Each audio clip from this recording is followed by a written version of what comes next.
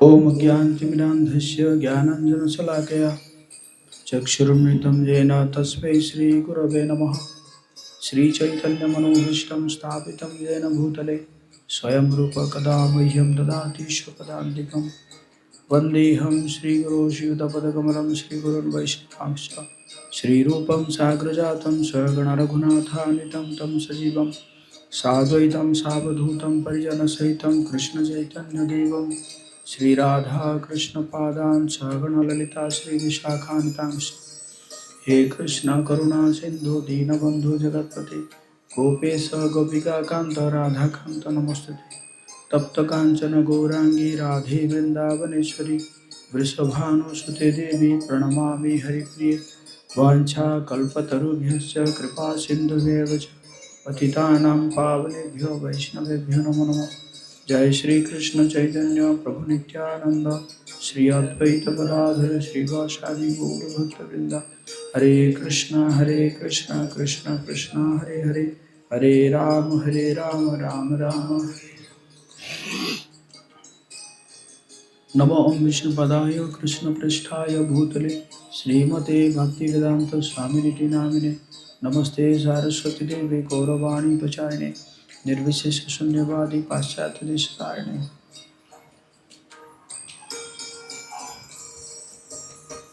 मूकं करोति वाचालं पंकुं लंघयति गिरिं यत्कृपातमहं वन्दे श्रीगुरुदिनतारिणे श्रीचैतन्येश्वरं परमानन्दमाधवम्।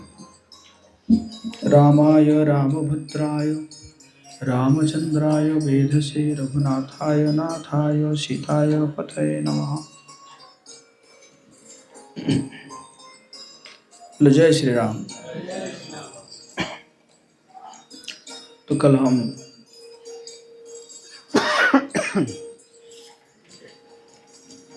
अयोध्या कांड तक समापन किए थे, तो आज हम अरण्य कांड पढ़ेंगे। तो अब सीताराम और लक्ष्मण दंडकारण्य में प्रवेश कर रहे हैं और दंडकारण्य में प्रवेश करके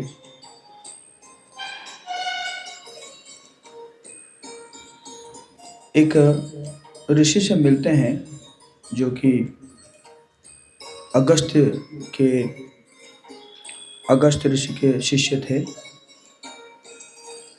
और वो बहुत ही भगवान के भक्त थे। तो उन्होंने कहा कि आप देखिए, आप कहीं पे भी जाइए और आप आने के बाद हमारे आश्रम में ही रहेगा।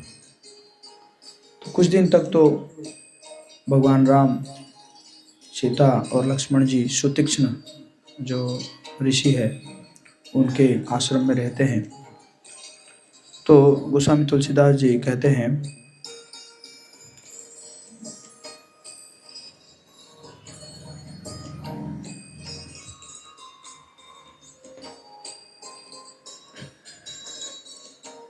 मुनि अगस्ती कर शीश सुजाना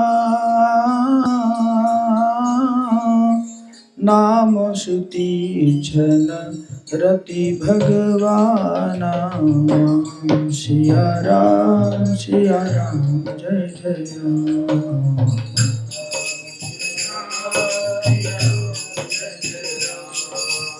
मन क्रम बचन राम पद सेवक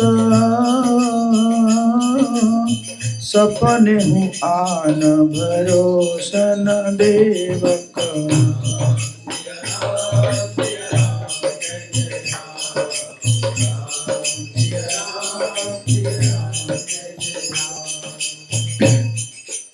मुनि अगस्त्य जी के एक सुतीक्ष्ण नामक सुजान शिष्य थे।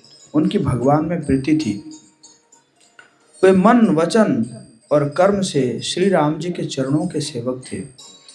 उन्हें स्वप्न में भी किसी दूसरे देवता का भरोसा नहीं था। अवश्य राखिबे कृष्ण विश्वास पालन, इसी प्रकार उनके मन में था अवश्य रखिए राम विश्वास पालन, इतना विश्वास था। प्रभु प्रभु आगवनु श्रवण सुनि पावा, करत मनोरथ आतुर धावा। राम सिया राम।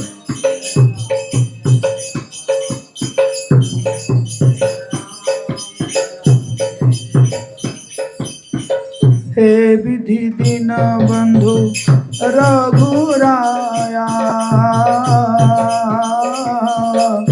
मोह से मठ पर करहि दाया।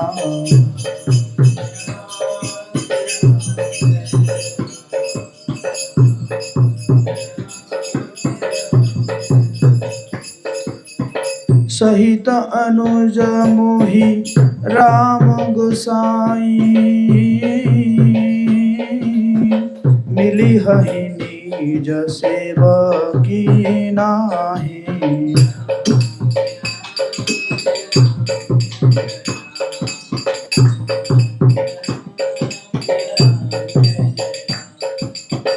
मोर जिहा भरोसा दृढ़ नाई,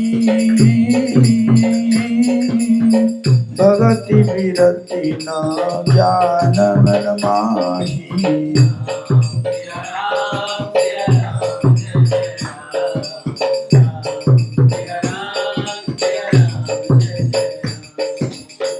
उन्होंने ज्यों ही प्रभु का आगमन कानों से सुन पाया, त्यों ही अनेक प्रकार के मनोरथ करते हुए वे आतुरता से दौड़ चले। हे विधाता, क्या दीन बंधु श्री रघुनाथ जी मुझ जैसे दुष्ट पर भी दया करेंगे? जय श्री सीताराम लक्ष्मण हनुमान की जय, जगन्नाथ बलदेव सुभद्रा महारानी की जय, गौर निताई की जय। क्या स्वामी श्री राम जी छोटे भाई लक्ष्मण जी सहित मुझसे अपने सेवक की तरह मिलेंगे? मेरे हृदय में दृढ़ विश्वास नहीं होता, क्योंकि मेरे मन में भक्ति, वैराग्य या ज्ञान कुछ भी नहीं है। भक्तों के अंदर क्या होता है? विनम्रता होता है। भक्त अपने आप को भक्त मानते ही नहीं है। नहीं सत्संग जोग जप जागा, नहीं दृढ़ चरण कमल अनुरागा।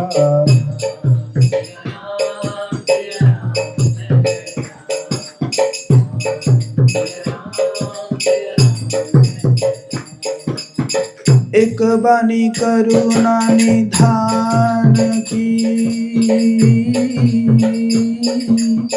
सो प्रिय जाके गति न आन की।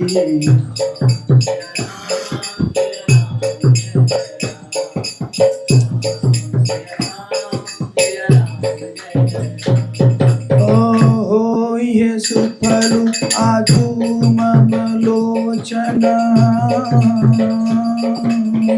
देखी बदन पंकज भव मोचन।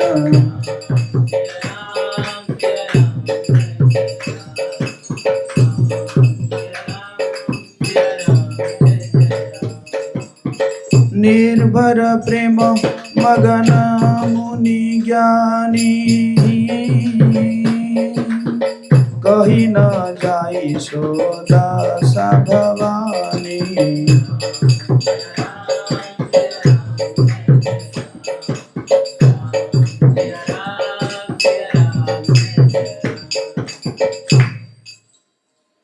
मैंने न तो सत्संग, योग, जप अथवा यज्ञ किए हैं, और न प्रभु के चरण कमलों में मेरा दृढ़ अनुराग ही है। हाँ, दया के भंडार प्रभु की एक बान है कि जिसे किसी दूसरे का सहारा नहीं है, वो उन्हें प्रिय होता। भगवान के इस बान का स्मरण आते ही मुनि आनंद मग्न होकर मन ही मन कहने लगे, आहा, भवबंधन से छुड़ाने वाले प्रभु के मुखार बिंद को देखकर आज मेरे नेत्र सफल होंगे। तो इस प्रकार ये बात को शिव जी कह रहे हैं पार्वती माता को। कि हे भवानी, ज्ञानी मुनि प्रेम से पूर्ण रूप से निमग्न है, उनकी वो दशा कहीं नहीं जाती। तो इस प्रकार श्रुतिकृष्ण से जो है भगवान जी का मिलन होता है। और उसके बाद फिर जो है तीनों और थोड़ा सा जंगल में और आगे बढ़ते हैं।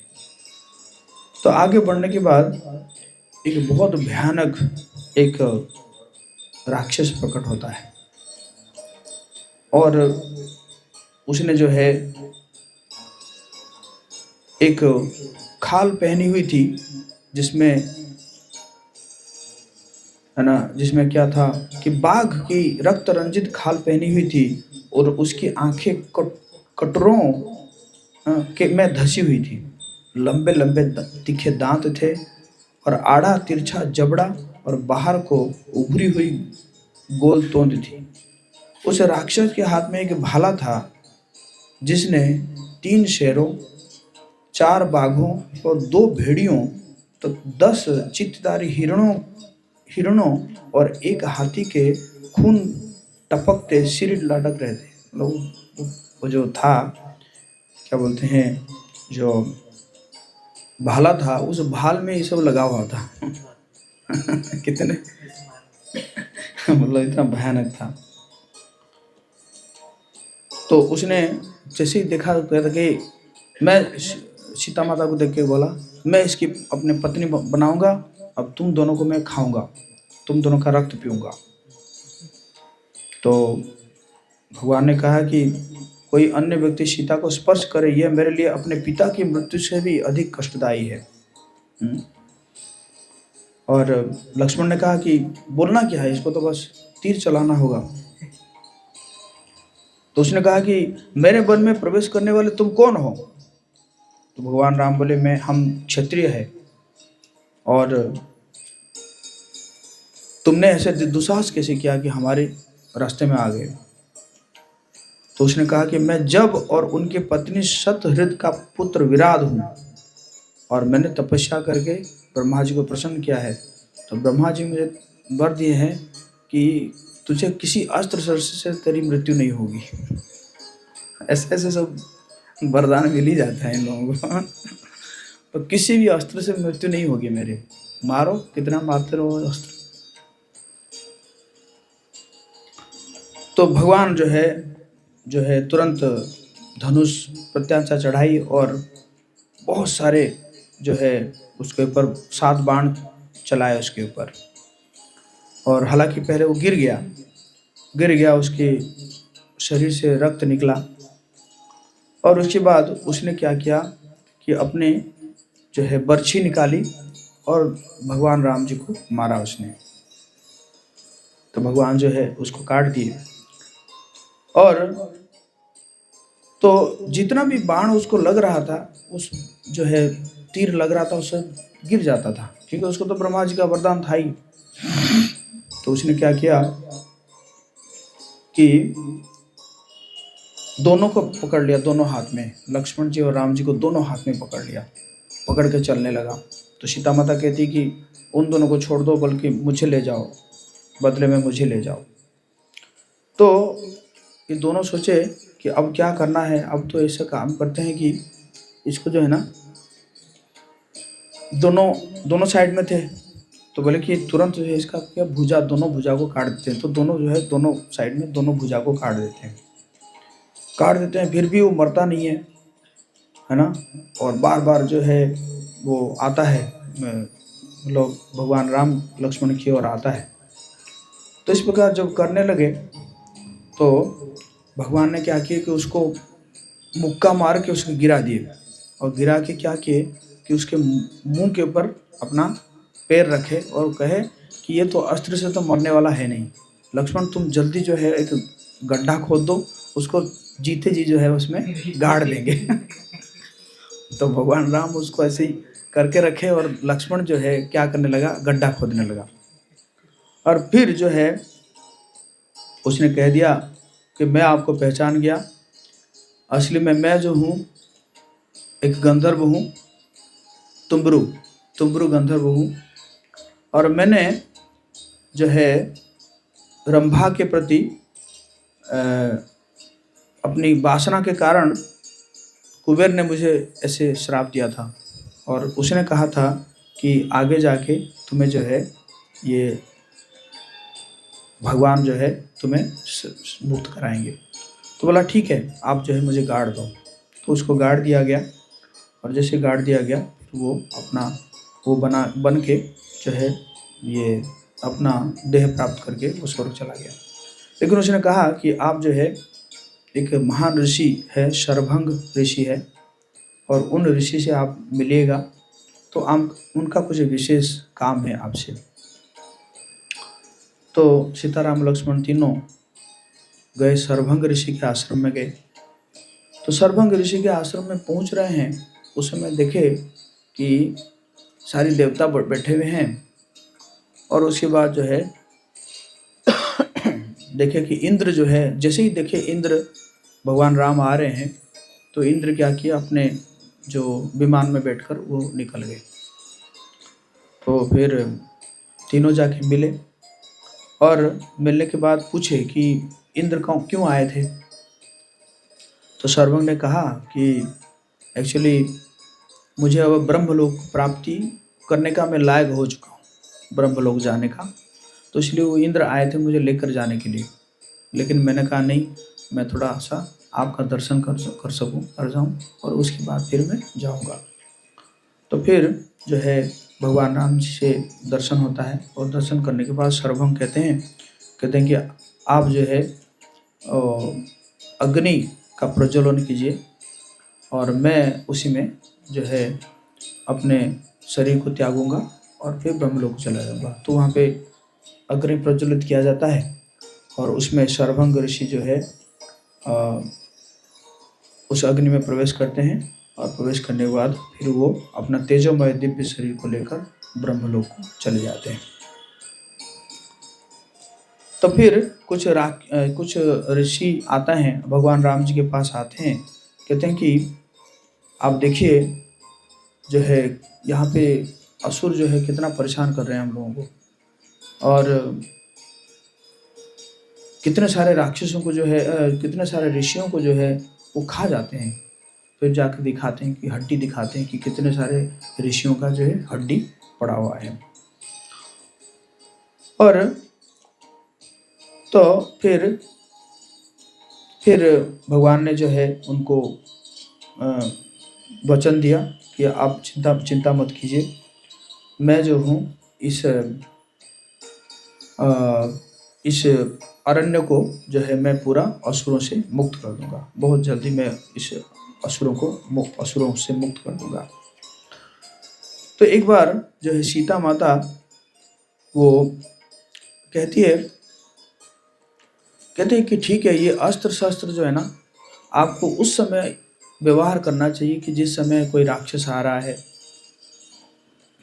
आप हमेशा अपने साथ में रखते हैं और लेके चलते हैं, तो इससे क्या होगा ना कि मतलब गुणों में प्रभाव आएगा, ऐसे सीता माता कहती है।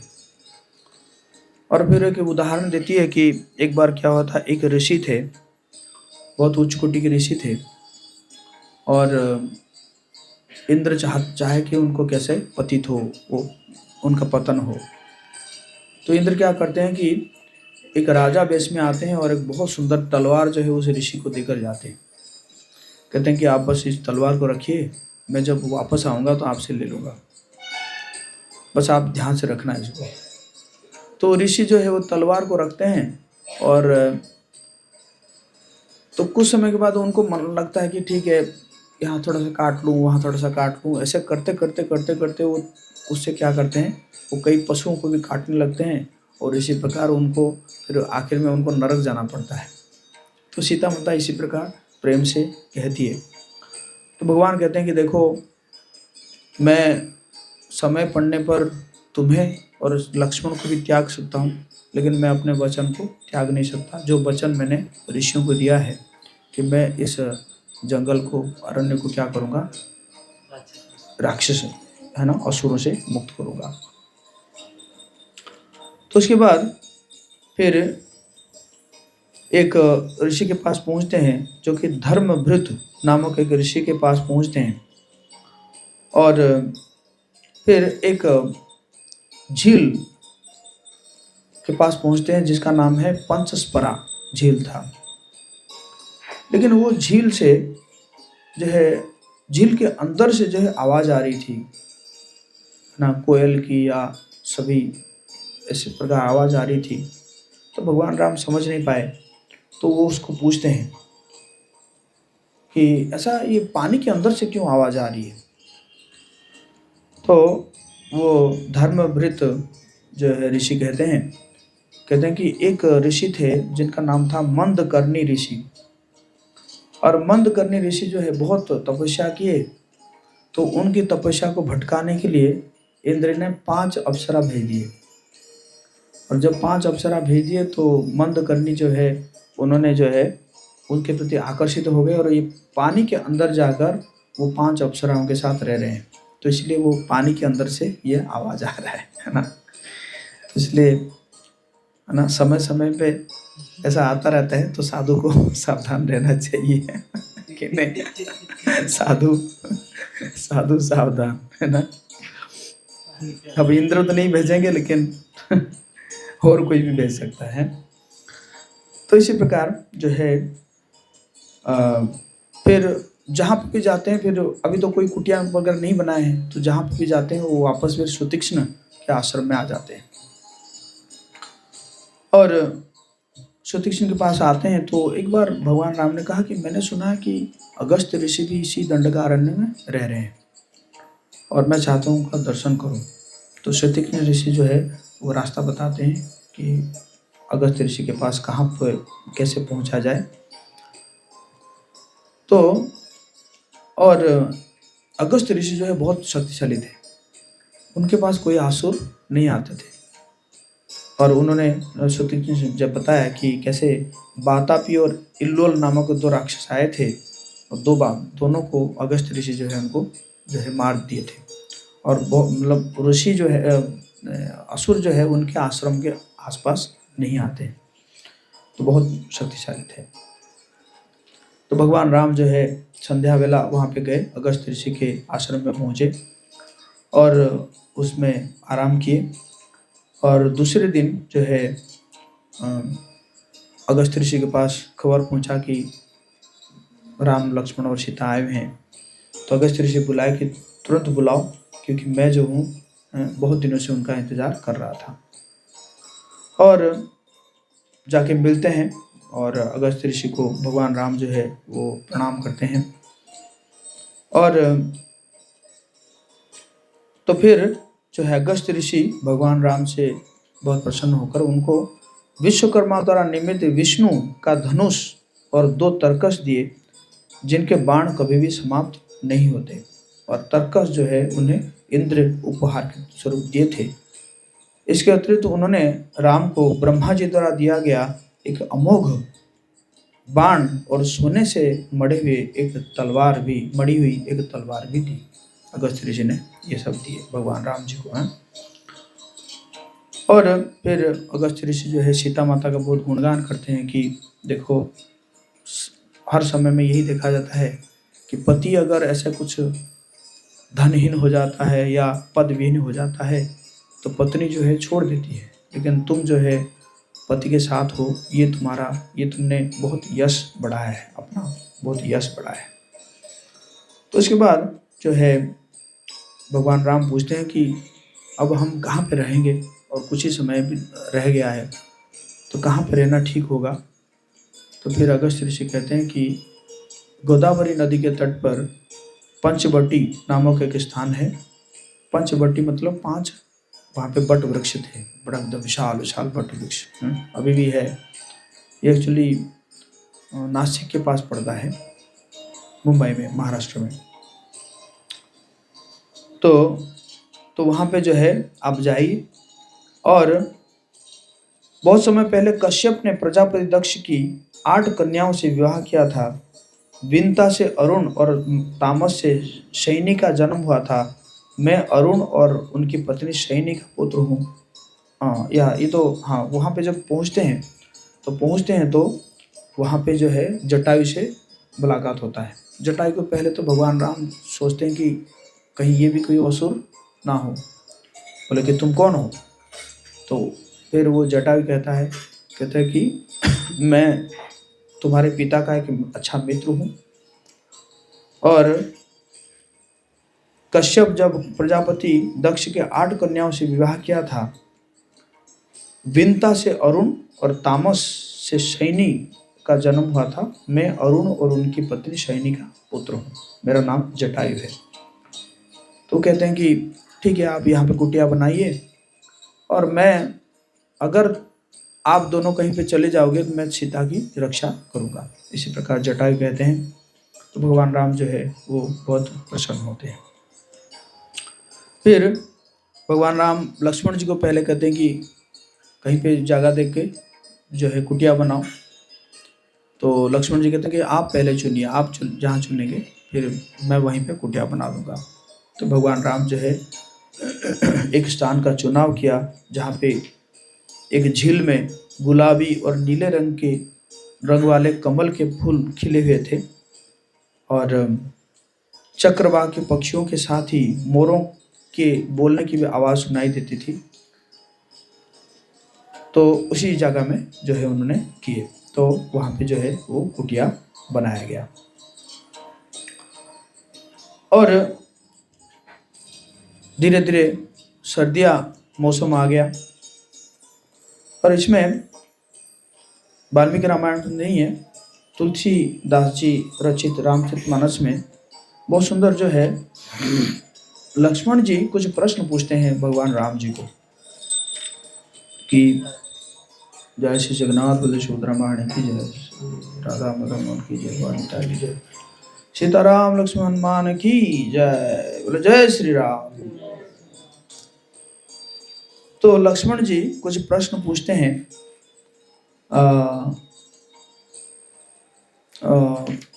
भगवान राम जी से कि ये माया क्या है, भक्ति क्या है, ज्ञान क्या है, इसी प्रकार कुछ प्रश्न पूछते हैं। तो भगवान राम जी जो है उनको उत्तर देते हैं।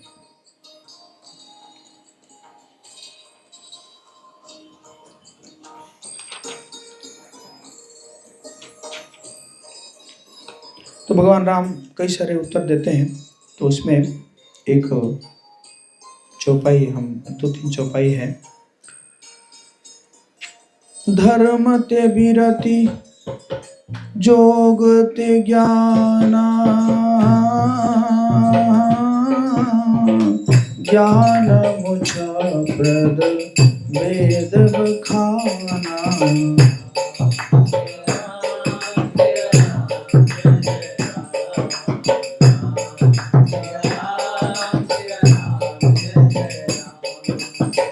जात बेगीत बहु में भाई,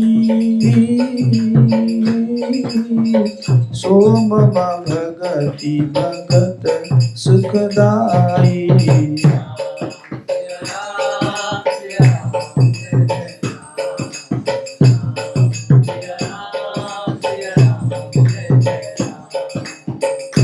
तो भगवान कहते हैं जो माया को, ईश्वर को और अपने स्वरूप को नहीं जानता उसे जीव कहना चाहिए। जो बंधन और मोक्ष देने वाला सबसे परे और माया के प्रेरक है वो ईश्वर है। धर्म से वैराग्य और योग से ज्ञान होता है तथा ज्ञान मोक्ष का देने वाला है, ऐसा वेदों में वर्णन किया गया है। और हे भाई, जिससे मैं शीघ्र ही प्रसन्न हो जाता हूँ वो मेरी भक्ति है जो भक्तों को सुख देने वाली है। भक्ति जो है भक्तों को भी सुख देता है, और भक्ति के द्वारा भगवान भी प्रसन्न हो जाते हैं। भगति की साधन कहूँ बखानी, सुगम पंथ मोहि पावहि प्राणी।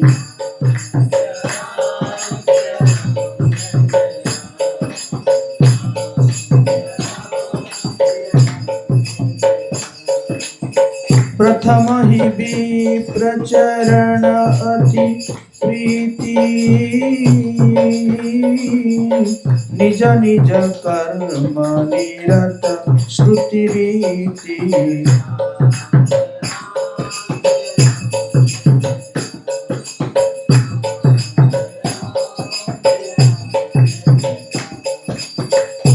कहते हैं कि अब मैं भक्ति के साधन विस्तार से कहता हूं। यह सुगम मार्ग है जिससे जीव मुझको सहज ही पा जाते हैं। पहले तो ब्राह्मणों के चरणों में अत्यंत प्रीति हो और वेदों की रीति के अनुसार अपने अपने कर्मों में लगा रहे। मन गुण गावत पुलक शरीरा गद गद वीरा नयन बहनीरा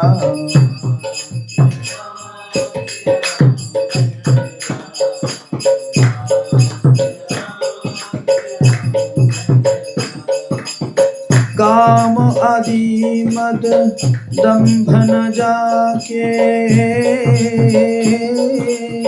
तात निरंतर बस में ताके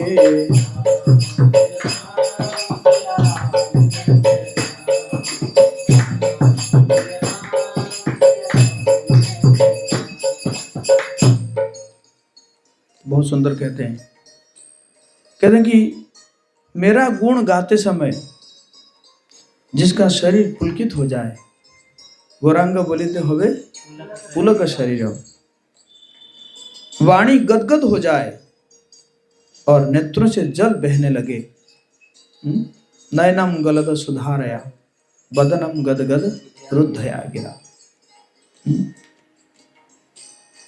और काम मद दंभ आदि जिसमें न हो, हे भाई मैं सदा उसके वश में रहता हूं।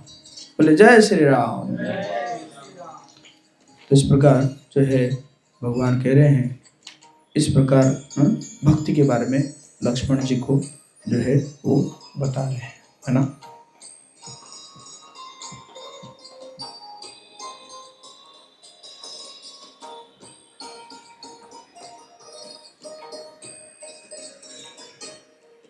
तो उसके बाद फिर इस समय सर्दियों का मौसम शुरू हो गया और सर्दी में क्या होता है, सुबह सुबह धूप जो है बड़ा सुहावना लगता है। एक सुबह दोनों स्नान करके, नदी में स्नान करके, गोदावरी नदी में स्नान करके कुटिया में लौटे और प्रातःकालीन धर्मानुष्ठान की तैयारी करते हुए एक दूसरे से बातचीत करने लगे। उसी समय एक राक्षसी वहां पे आई और जैसे ही भगवान राम जी को देखी तो उसके, है ना, उसके अंदर काम भावना आ गया और बहुत कुरूप की थी, उसके तोंद बाहर निकली हुई थी, आंखें विकृत और केश जो है ताम्र वर्ण के थे।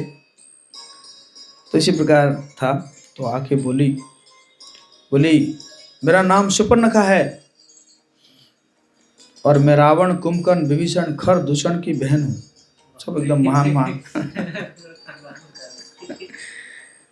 है ना। मैं इसी वन में रहती हूँ और सभी जीव जंतुओं के हृदय को भयभीत करती हूँ। हे राम, सच कहूं तो मुझे तुमसे बहुत प्यार हो गया है और इसलिए मैं तुम्हें अपना पति बनाना चाहती हूँ। अपनी कुरूप और विकृत पत्नी को त्याग दो। सीता को क्या बोली? कुरूप और विकृत, है ना। वो तुम्हारे समान सुंदर पुरुष के योग्य नहीं है। मैं अत्यंत शक्तिशाली हूं और अपनी इच्छा से कहीं भी तत्क्षण पहुंच सकती हूँ। ब्रह्मा जी से वरदान लिया है, स्पेशल वरदान लिया है, मतलब कहीं पे भी उड़ जाएगी, कोई भी रूप ले लेगी। इसलिए मैं तुम्हारे लिए उपयुक्त संगिनी हूँ, है ना। और ऐसा करूँगी कि मैं ये तुम्हारे पत्नी और ये जो लक्ष्मण है दोनों को खा जाऊंगी और उसके बाद दोनों विहार करेंगे मंदिर में, सॉरी जंगल में विहार करेंगे। तो तो भगवान राम जो है थोड़ा मजाक कर रहे हैं, लेकिन वो सीरियसली ले रही है। भगवान राम ने कहा, देखो मैं तो विवाहित हूँ और सही में मैं लायक नहीं हूँ तुम्हारे जैसा युवा और रूपवान युवती है ना। और फिर तुम भी जो है किसी सौत को सहन तो नहीं कर पाएगी। बस ये दूसरी तरफ देखो मेरा भाई है जो मुझसे ज़्यादा शक्तिशाली है और बड़ा सुदर्शन युवक है। मैं सलाह दूंगा तुम उसे ही विवाह कर लो। तो वो समझ नहीं पाएगी ये मजाक कर रहे हैं, भगवान मजाक कर रहे हैं। तो तुरंत दौड़ गई किसके पास, लक्ष्मण के पास दौड़ गई।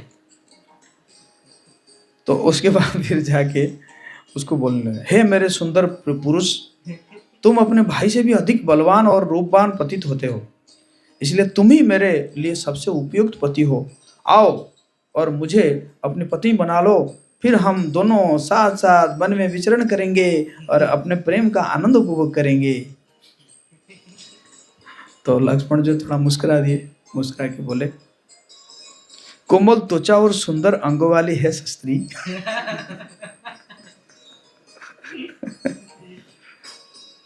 तुम्हें ये जानना चाहिए कि मैं जो हूँ बड़े भाई का दास हूँ, है ना।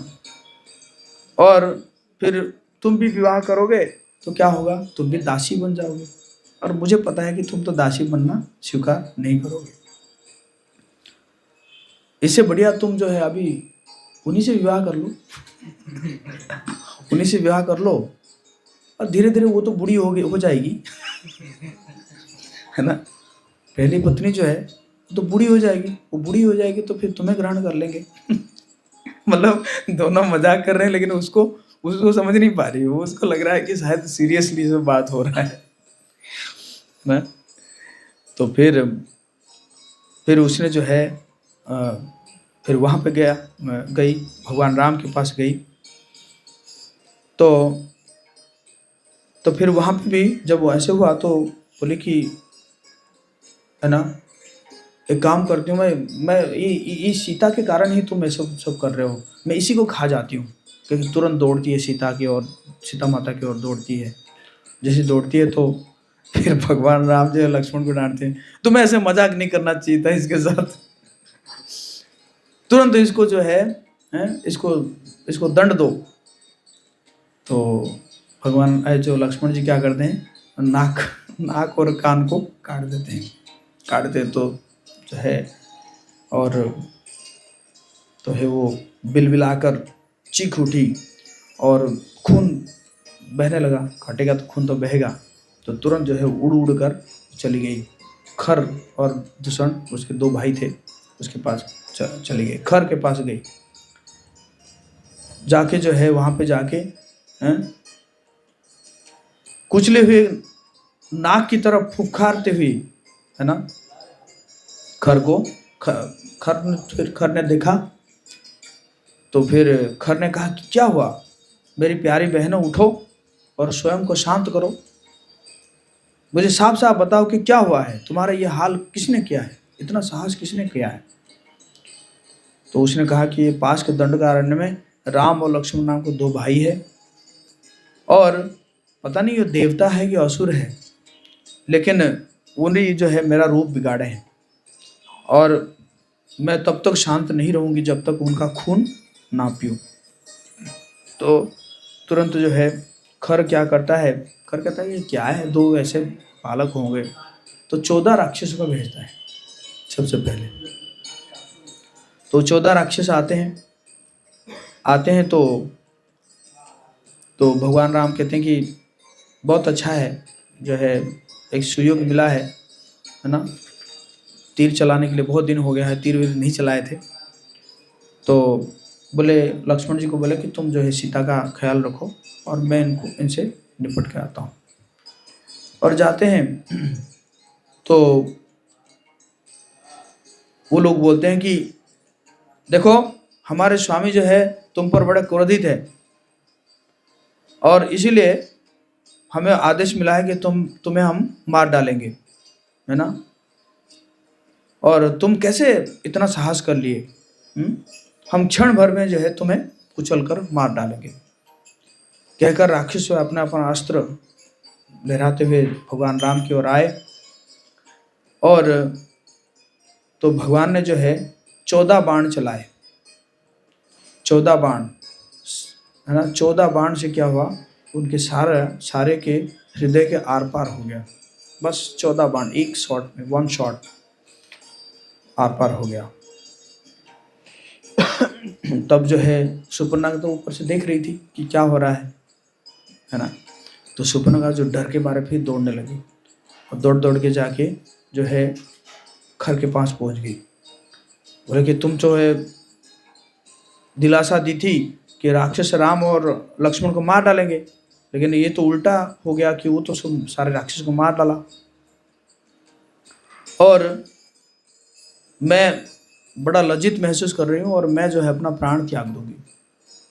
तो फिर जो है खर ने क्या किया, दूषण को बताया, तो बता के फिर पूरे आर्मी लेकर चले, 14,000 सैनिकों को लेकर, राक्षसों को लेकर चले।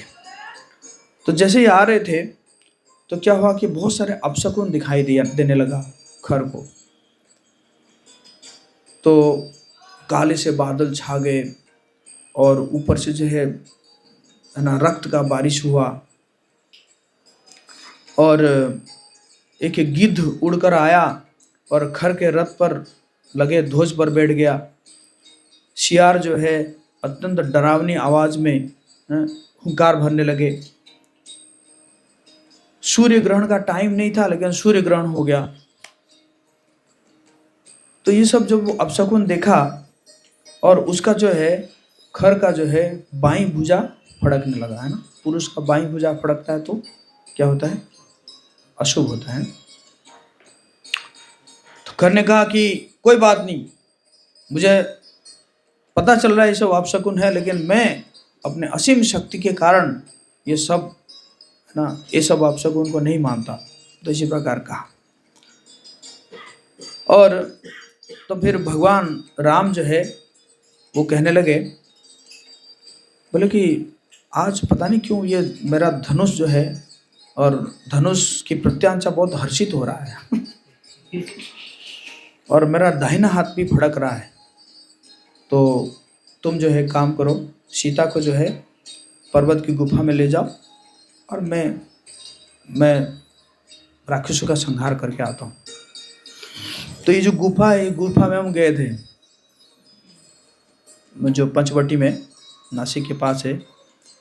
तो गुफा ऐसे है कि मतलब 2 व्यक्ति नहीं जा सकते, और खड़े होके भी नहीं जा सकते, बैठ बैठ के जाना पड़ेगा आपको, है ना, ऐसे ऐसे बैठ बैठ के जाना पड़ेगा। उसी गुफा में जो है सीता माता थी।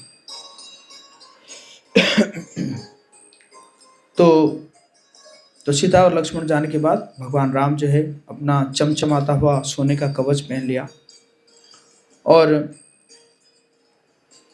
तो राक्षस जो है एकदम आगे बढ़े, भगवान राम की ओर आगे बढ़े। तो फिर भगवान जो है मतलब किसी के हाथ में गदा था, कोई बरछा लिया हुआ था, तलवार था, कुल्हाड़ी था, सब जो है मतलब छोड़ दिए भगवान की ओर। 1,000 बाण आ गया। तो भगवान ने जो है क्या किए कि उस सबको काट डाले। हालांकि भगवान के शरीर में भी कुछ कुछ लगा, भगवान के शरीर में भी थोड़ा मतलब खून बह रहा था, लेकिन भगवान जी को कोई दर्द नहीं हो रहा था। तो फिर भगवान राम ने हजारों बाणों की वर्षा कर दी, उनके धनुषों, ध्वजों, ढालों, कवचों और अंगों को काट काट कर टुकड़ा टुकड़ा कर दिए, और बहुत सारे राक्षस जो है वो मर के गिर गए, और उनके रथ जो है चूर चूर हो गया। तो फिर राक्षस जो है और क्रोधित हो गए, और क्रोधित होके फिर जो है वो वापस फिर जो है मतलब फिर आक्रमण किए। तो फिर भगवान राम ने एक गंधर्व का अस्त्रों का आह्वान किया, और उनके धनुष से हजारों बाणों की धारा प्रवाहित होने लगे, जिनसे सूर्य भी ढक गया और चारों ओर अंधकार छा गया। हजारों राक्षस टुकड़े टुकड़े होकर कटकर जमीन पर गिरने लगे और उनके लाशों से जमीन पट गई। फिर दूषण उसने भगवान राम के ऊपर आक्रमण करने के लिए 5,000 राक्षसों को लेकर बुलाकर सेना बनाया। हाँ? अब थोड़ा सा स्ट्रैटेजी बना रहे हैं। अब बना के वो लोग युद्ध किए और भगवान राम ने देखा कि उनका बाण वो दूषण काट दे रहा है। फिर राम ने दूषण को धनुष को 2 टुकड़े में काट दिए और एक और बाण से राम ने दूषण के सारथी को भेद दिया। फिर तीनों बाणों से उसके सीने की छलनी कर दी। फिर दर्द हुआ दूषण और फिर एक कांटेदार गदा उठाया उसने और गदा उठा के उसने मारने लगा और फिर भगवान राम ने उसको काट डाले, उस गदा को काट डाले। तो और थोड़ा सा बस बचे कुछ ये थे, राक्षस थे, लेकिन अत्यंत बुद्धिमानी के साथ युद्ध करते हुए राम ने 5,000 बाणों की झड़ी लगा दी और धूमकेतु के समान चमकते हुए इन बाणों के कारण शीघ्र ही 5,000 राक्षस धूल में मिल गए। यह देखकर खर ने अपने बचे हुए सैनिकों को आक्रमण करने का आदेश दिया, परंतु राम ने शीघ्र ही इनकी भी यह लीला समाप्त कर दी। तो इसी प्रकार 14,000 राक्षस वो मर गए। अब खर चला युद्ध करने के लिए, तो उसका एक सेनापति था जिसका नाम था त्रिशिर। त्रिशिर ने कहा कि मैं पहले मैं लड़ता हूँ, उसके बाद आप लड़ेंगे। तो त्रिशिर वो बहुत लड़ा, जिसमें भगवान राम जी के माथे पर चोट आया और उसके बाद फिर भगवान राम ने एक तीक्ष्ण बाण मार के उसके तीनों सिरों को काट डाले। त्रिशिर मतलब कितना था, उसका 3 सिर था और फिर उसके हृदय को उन्होंने भेद दिया। और फिर खर और उसके बीच में लड़ाई हो रहा है, भगवान राम के बीच में लड़ाई हो रहा है ना। तो बहुत जबरदस्त लड़ाई हुआ। कई बाण उसने मारा, कई बाण भगवान राम ने मारे और फिर थोड़ा सा वार्तालाप भी हुआ, है ना। तो भगवान ने कहा कि अरे दुष्ट पापी राक्षस, तूने जीवन भर दूसरों को दुख और कष्ट दिए हैं, इसलिए तू घोर अधम पापी है। मैं इसी क्षण तेरा सिर काट कर तुझे इसका दंड दूंगा। तो वो भी कहा कि अरे नीच अभागे, असली पराक्रमी अपने शक्ति की डिंग नहीं हंका करते। तो इसी प्रकार उसने एक विशाल गदा मारा, कांटे वाला गदा मारा, और जिससे क्या हुआ कि उसमें से इतना आग निकल रहा था वो गदा से, वो पेड़ सब जल जा रहा था। लेकिन फिर भी भगवान राम ने उसको कर दिया। फिर उसने एक पेड़ उठा के मारा, कहता अब तो तू मरा। लेकिन फिर भी वो ये भगवान राम ने उसको काट दिए। और उसके बाद फिर भगवान राम ने एक देदीप्य बाण निकाले और इस बाण से खर के सीने को भेद कर उसके शरीर को जला डाला, तो मृत होकर जमीन पर गिर पड़ा। तो राम की विजय देखकर देवतागण प्रसन्नता से अभिभूत हो उठे और आकाश में मंडल में वाद्य बज उठे और पुष्प वृष्टि होने लगा। कितने समय में 14,000 राक्षस मरे? मात्र 1.5 घंटे, है ना। 1.5 घंटे में ऐसा हुआ। और फिर अगस्त ऋषि भी आ गए और बोले कि इंद्र वो सरभंग से भेंट इसलिए की थी कि आप यहाँ पे आए और इन राक्षसों का संहार करें। यही कारण है कि ऋषि ने आपको यहाँ आके रहने के लिए सलाह दी थी। तो इसमें से एक व्यक्ति बच गया था, एक असुर बच गया था जिसका नाम था अकंपन।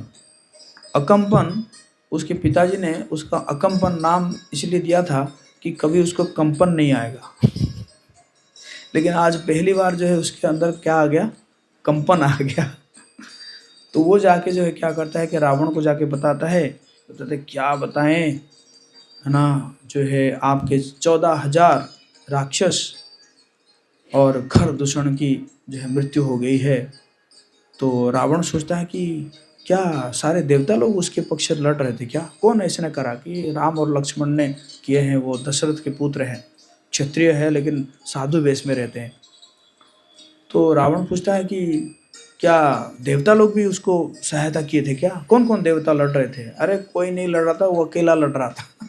अकेला लड़ रहा था और सबको मार डाला। तो फिर रावण कहता है कि अभी जाता हूँ। तो अकम्पन कहता है कि संभाल के, उसका वो बहुत इतना शक्ति है, मैंने तो देख लिया, बोले ऐसा लग रहा था कि जैसे वो ब्रह्मांड को नष्ट करके फिर ब्रह्मांड को दोबारा सृष्टि कर देगा, इसी प्रकार शक्ति है उसके अंदर। मैं तो एक सलाह दूंगा, उसकी पत्नी जो है बहुत सुंदर है, आप अगर कैसे करके उसकी पत्नी को हरण कर लेते हैं, अपहरण कर लेते हैं, तो क्या होगा कि वो पत्नी के वियोग में ऐसे ही मर जाएगा। तो रावण जो है, रावण को बहुत अच्छा लगता है।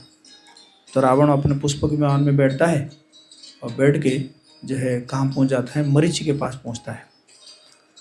तो मरीचि के पास पहुँचता है तो, और मरीचि कहता है कि क्या बात है आज राजा, ऐसे मरीचि जो है वो रावण का मंत्री था। जय श्री राम। तो मरीचि जो है वो रावण का मंत्री था, लेकिन एक बार तो तीर मारे भगवान राम ने जाके मॉरिशस में गिरा, और दूसरी बार भी उसने मतलब सोचा था कि मतलब फिर आके फिर और एक असुर के रूप में एक बार गया था।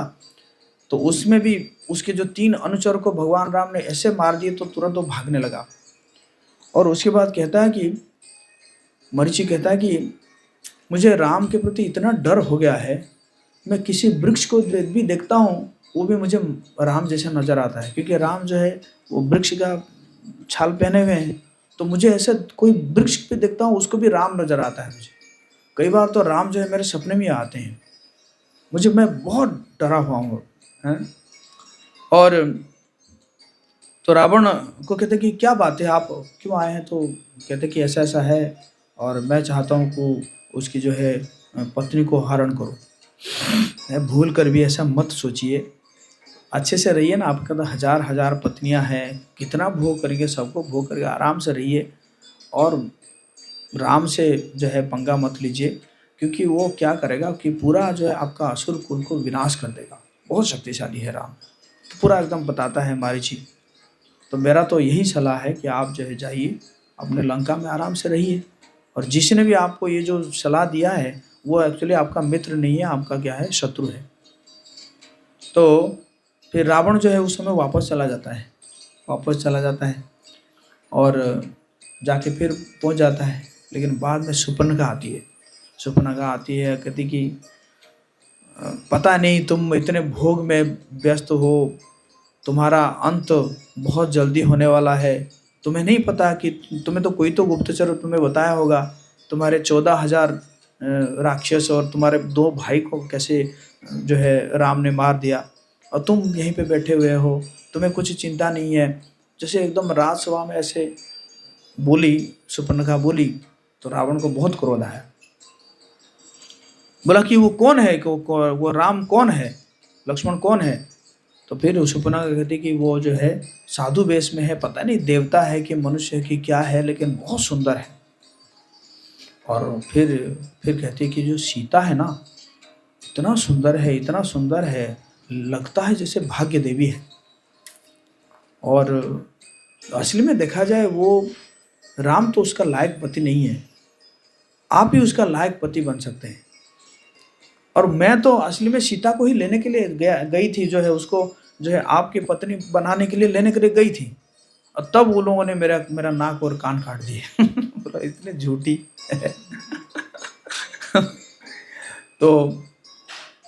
तो मेरे तो सलाह यही है कि तुम आप जो है उसको पत्नी बनाओ। तो फिर रावण जो है दोबारा फिर उड़ उड़ उड़ के आता है, मारीची के पास आता है, मारीची को बताता है कि जो है ना मेरे पास एक आइडिया है। तो मारीची कहता है कि इसका मतलब ये है कि असुर कुल का विनाश बहुत जल्दी होने वाला है। तो रावण कहता है कि मुझे सलाह मत दो, हैं, मैंने तुम्हें कोई सलाम नहीं मांगा है, हैं, तुम जो है ये तुम जो मैं जो कह रहा हूँ वो उसको पालन करो, नहीं तो मैं तुम्हें मार डालूंगा। तो मारीची कहता है कि आपसे मरने से अच्छा है कि मैं युद्ध क्षेत्र में मरूं और कोई एक संत के हाथों से मरूं। तो फिर मारीची क्या करता है कि जो है बहुत सुंदर एक हिरण बन जाता है।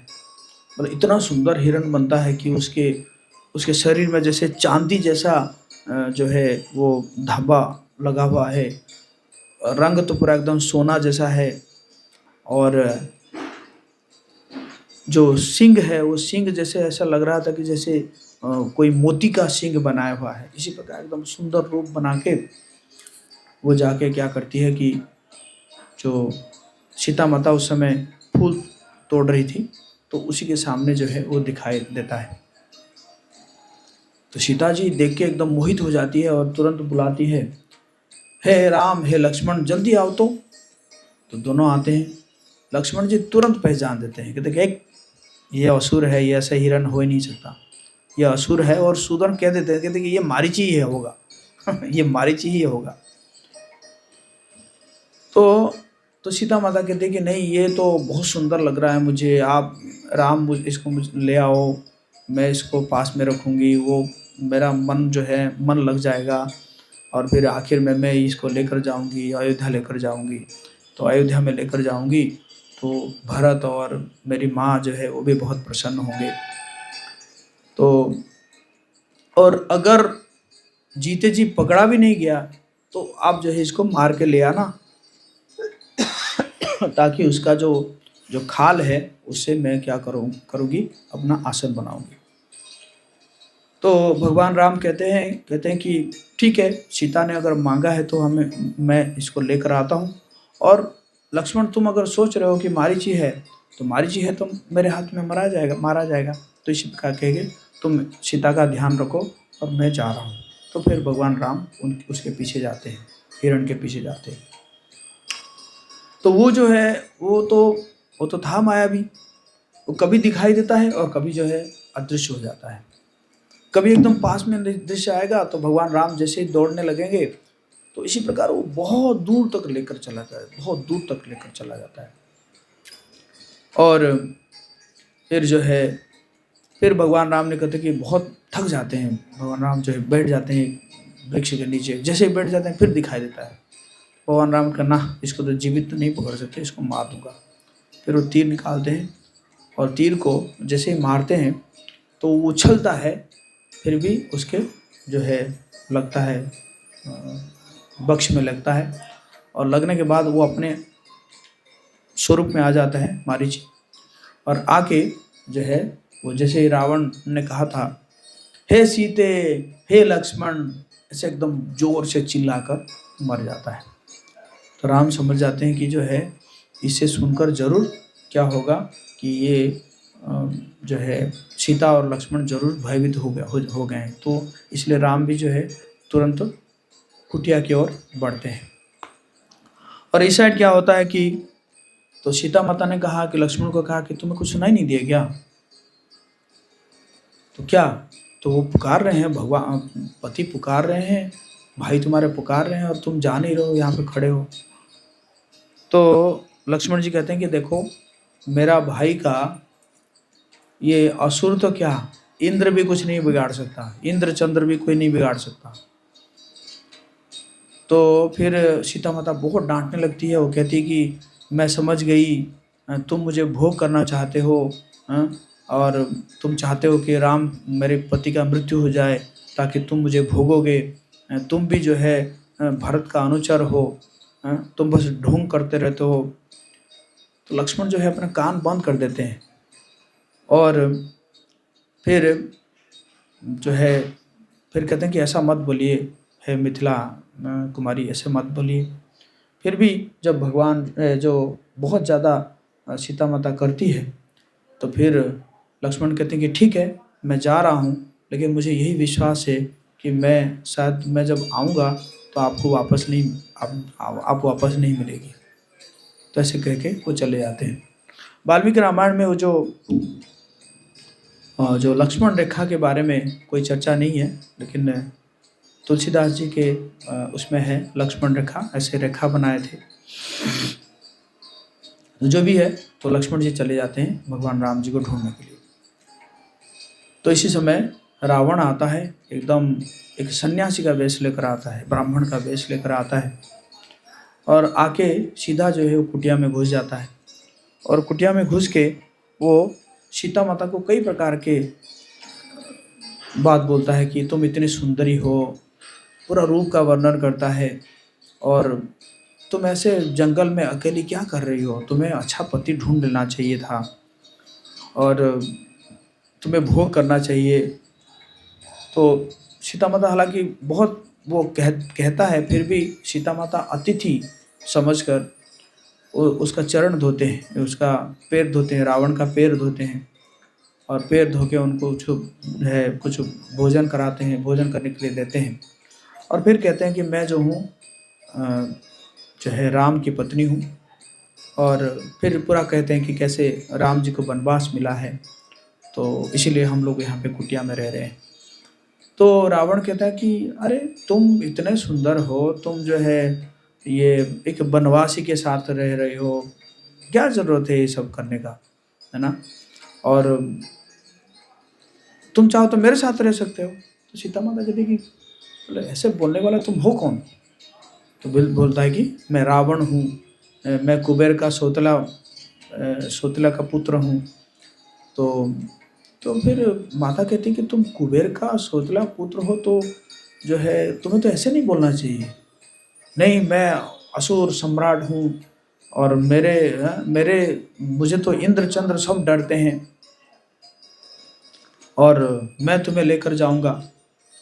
तो सीता माता फिर कहती कि देखो जो है ऐसा प्रयास मत करो, और मैं पूरी तरह राम के प्रति समर्पित हूँ। फिर भी वो क्या करता है कि पहले जो है सीता माता के बालों को पकड़ लेती है, और बालों को पकड़ के जो है दाहिने हाथ में उनके जांघों को पकड़ के उठाकर जो है पुष्पक विमान में रख देता है, और रख के फिर पुष्पक विमान को उड़ा देता है। तो फिर जब उड़ रहा है, तो उड़ते उड़ते जो है फिर सीता माता चिल्लाने लगती है कि हे राम, कहाँ हो आप आइए, इस रावण का वध कीजिए, मुझे मेरी रक्षा कीजिए, और हे लक्ष्मण कहाँ हो। और इसी प्रकार वो सबको जो है वो पुकारती है, और ऐसे करते करते वो जो है देखती है कि जो है जटायु एक पेड़ के ऊपर सोया हुआ है। तो फिर कहती है जटायु आप जो है मेरा रक्षा करें। तो जटायु जो है वो आते हैं और बहुत लड़ते हैं, एकदम रावण के साथ बहुत वीरता से लड़ते हैं, रावण को बहुत परेशान कर देते हैं। कई बार जो है रावण को उठा भी लेते हैं, और उठा लेते हैं तो वो फिर पुष्पक से गिर जाता है, और फिर अंतिम में फिर वो क्या करता है कि जो है अपनी तलवार से रावण जो है वो दोनों पंखों को काट देता है। जटायु के दोनों पंखों को जब काट देता है तो जटायु वहाँ पे गिर जाते हैं, और फिर जो है रावण पुष्पक विमान में फिर सीता माता को लेकर चले जाते हैं।